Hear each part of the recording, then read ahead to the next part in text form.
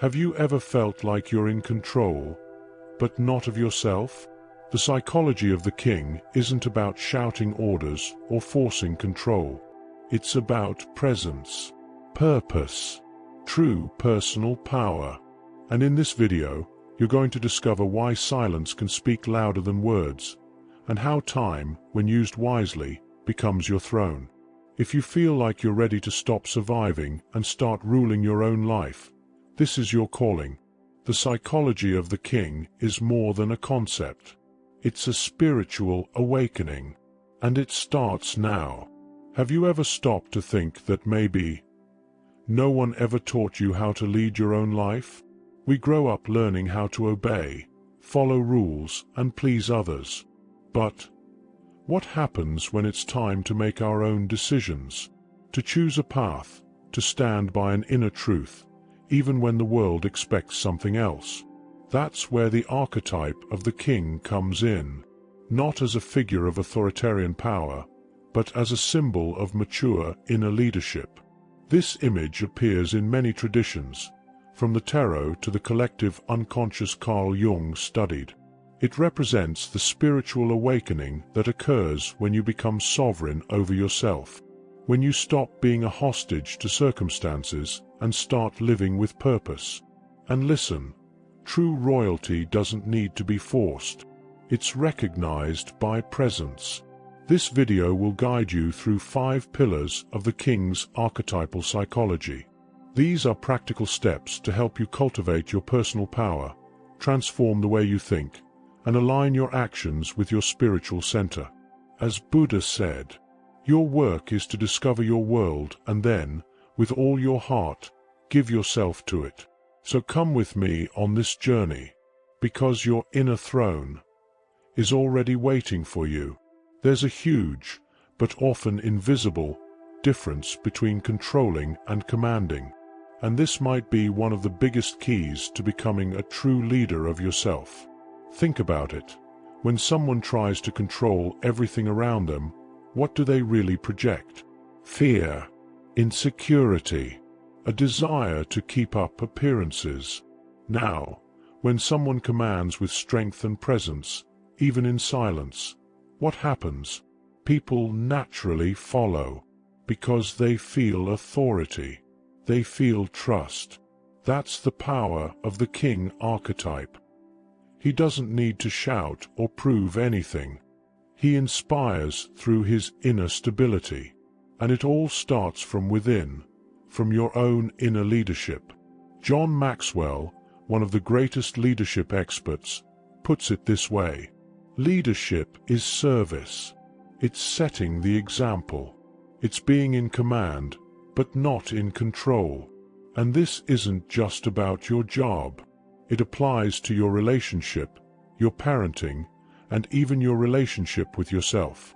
A father who leads by example teaches far more than one who tries to control through fear. A partner who listens and holds space creates a stronger bond than one who imposes rules. It's like a conductor. He doesn't play any instrument, but he guides the entire orchestra. And he does it through simple gestures, through listening, through presence. On the path of spiritual awakening, this is gold. Understanding that you don't need to be an impenetrable fortress, you need to be a point of balance. Because true personal power doesn't come from brute force, it comes from internal alignment. And that alignment begins with a simple question: am I commanding my life, or trying to control the uncontrollable? And if your answer is that you're trying to control everything, maybe it's time to look inward. Have you ever felt like you were doing everything right, but inside, something was falling apart? That's the king's silent crisis, when he loses his inner throne.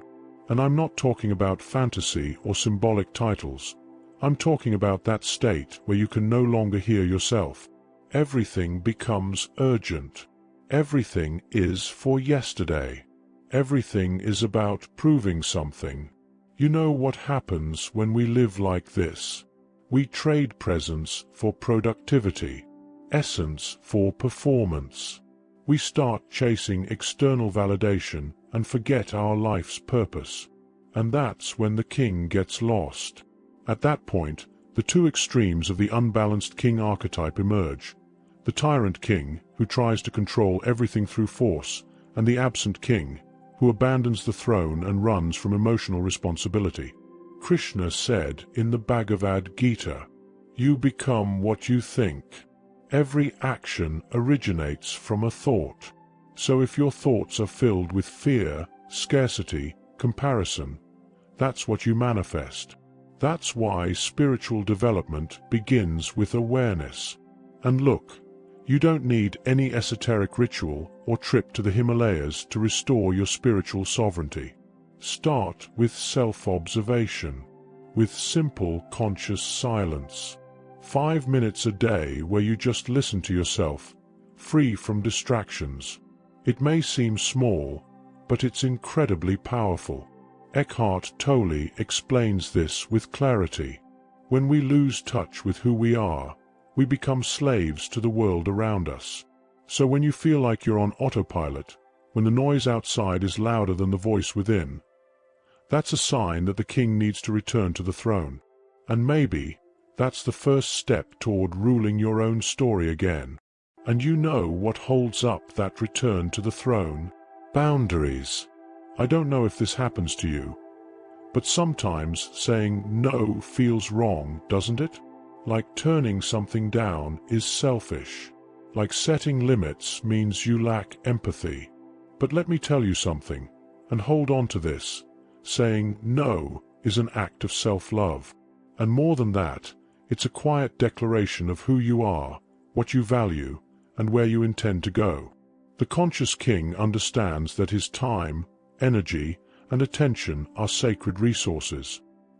He doesn't give out of fear of rejection. He chooses with clarity. He doesn't act from guilt. He acts from alignment. Warren Buffett once said something that sums it all up. The difference between successful people and very successful people is that very successful people say no to almost everything. Now think about the king in chess. He's the most important piece, but also the most limited. He only moves when it truly matters, because every step is strategic. That's how you should treat your energy. In real life, that means saying no to invites that you know will drain your peace, walking away from empty conversations, turning down projects that don't align with your purpose, putting your phone on silent for a few hours and guarding your focus like it's gold. Want a practical tip? Create an alignment mantra, a simple phrase you repeat to yourself every time you need to make a decision. If it doesn't feed my soul, it doesn't go on my schedule. I don't explain myself to be accepted. I'd rather be whole than be approved. These aren't just reminders. They're shields, invisible crowns that remind you of your inner royalty. Because, in the end, the courage to say no is what makes room for the most important yes, the yes you give to yourself. And speaking of boundaries, let's talk about the most valuable one of all, time. Let's be real. You can recover money. You can even recover energy. But time doesn't come back. That's why, on the path of spiritual awakening, time becomes your most precious asset. The king who awakens to his inner leadership understands that every minute that passes is a choice between living with purpose or getting lost in distractions. Seneca, the Stoic philosopher, once said, "It's not that we have a short time to live, but that we waste a lot of it." And here's the game changer. You don't need to pack your schedule to feel productive. What you need is to choose with intention. Choose what nourishes your mind, your heart, and your life's purpose. The conscious king doesn't just stay busy, he stays aligned. He knows that being present for a quiet moment with his children can be more powerful than 100 back-to-back meetings. That rest is also a strategy. That intentional leisure is part of spiritual growth. Want a practical example? Create sacred time blocks in your day. That means setting aside and fiercely protecting non-negotiable moments. It could be 1 hour in the morning to meditate, study, or simply sit in silence. No phone, no notifications, no rush. Carl Sandburg put it simply, time is the coin of your life.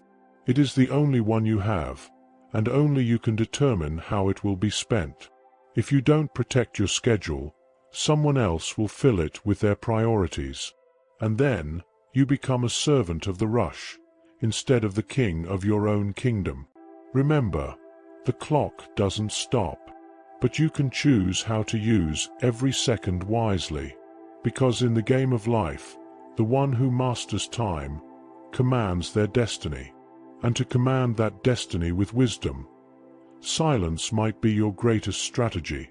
There's something almost magical about silence, but few people recognize the power it holds.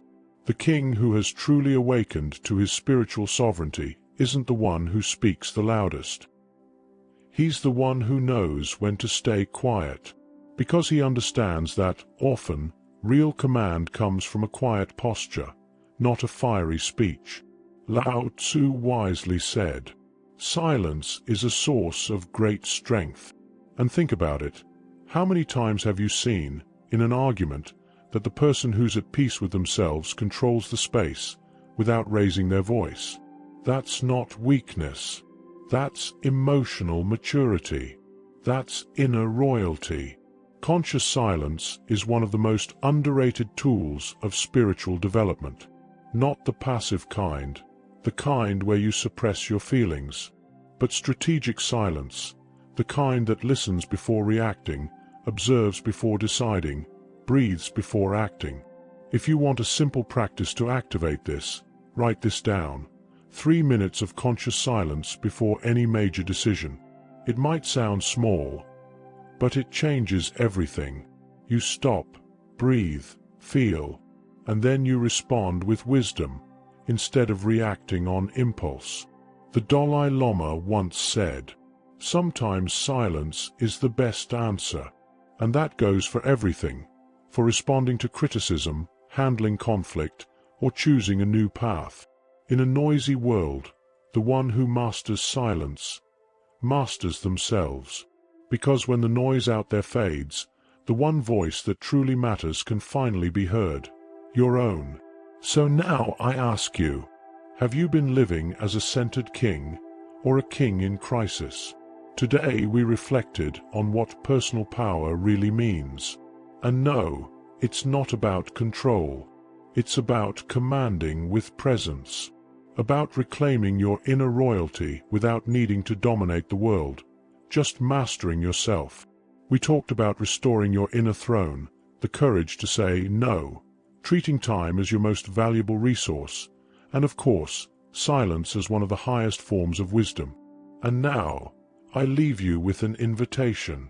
Which of these practices are you going to apply today to start living as the king of your own story? Drop a comment below. Your experience might inspire someone who's standing where you were just yesterday. And remember, you are not alone on this journey. There's an entire community walking this path with you, and this channel is part of it. If these words resonated with you, I invite you to take the next step on your journey of self-discovery. Subscribe to the channel and turn on notifications to keep growing spiritually with us. And share in the comments how the subtle enemies of your mind have shaped your awakening. Your insights matter. Let's grow together, not just in the mind, but in the heart. And if you're ready to go even deeper into this process, watch our video. Want to control your mind? Watch this now. It'll help you understand more about how your reality is created. Peace and light.